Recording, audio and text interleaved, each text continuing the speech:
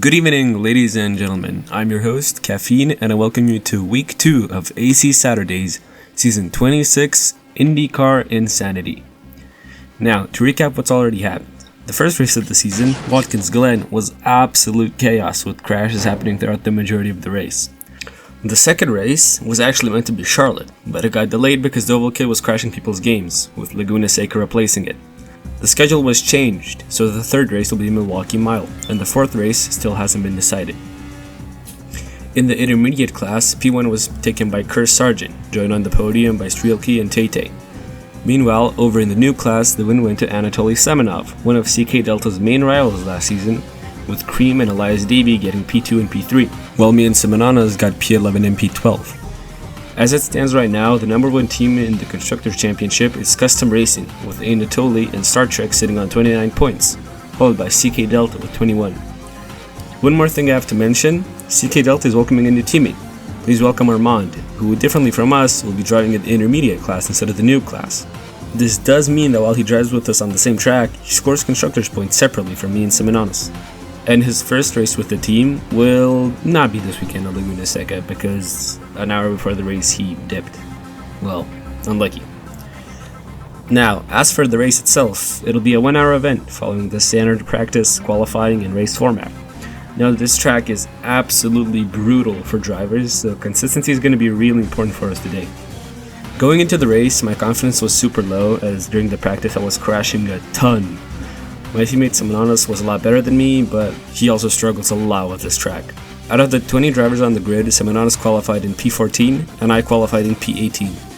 For me, the start was absolutely horrible, and it was all my fault too. I was really stressed and didn't hold down the brakes, rolling forward, getting a drive-through penalty.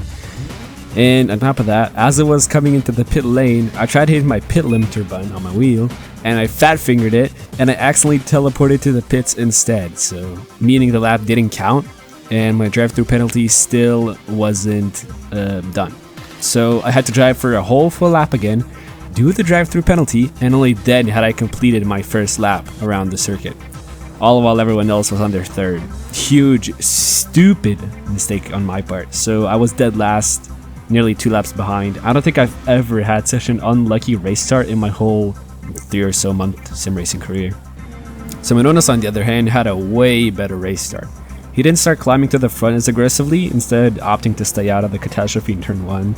And despite getting slightly knocked, he was already at P17 by turn 2. Although he avoided accidents in lap 1, the same can be said about lap 2. Oh my god, kas čia vyksta, seniai? Durnas. Now, I already mentioned this before, but it goes without saying that this track is absolutely brutal, especially the corkscrew corner, sending even experienced drivers like Tate flying.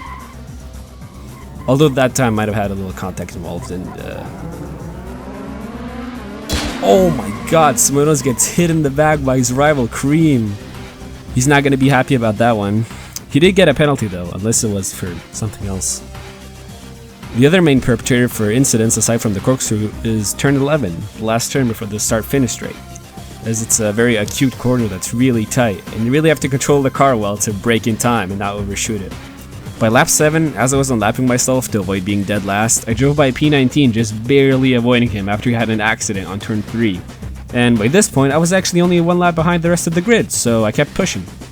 Watching back this race, I noticed that Semenonas has a tendency to, well, do that. I have no idea how he manages to always save it, but goddamn does it look cool. Horrible on the tires though. Semenonas was chasing hard and stayed on the tail of P14 for around 3 or 4 laps. Before long, Semenonas made a nasty, questionable dive bomb with the guy in P14 making a silly mistake right afterwards. By lap 12, I'd finally made up my first position of the race, getting up to P19. And only 1 lap later, P18 had an accident on the start-finish straight, and by passing him, I'd moved up to P18 myself. On lap 24, I was having a few really good laps, getting a lot of time. After Sed from SDXGP Racing had an accident, I moved up 1 more position, making it to P17. Although by then, almost all of my hopes of making it into the top 10 had pretty much evaporated. Meanwhile, Semenonas was just leaving the pits in P14. Just 2 laps later, as his rival Cream was pitting, Semenonas came out in front of him, getting P13. He quickly picked up P12 as well, and around lap 33, he was only a few seconds away from Samarth in P11. However, that was pretty short-lived. He lost it in a corner and picked up suspension damage, but luckily he came out of the pits in P13, with Cream right on his tail and 20 minutes still left in the race. From that point on, the race for Seminonis was no longer about gaining positions, but about defending from his rival. But under all that pressure, it soon got to him. He spun at turn 1, losing the position. Cream overtake man, space didelį mistake padariau. But it wasn't over yet.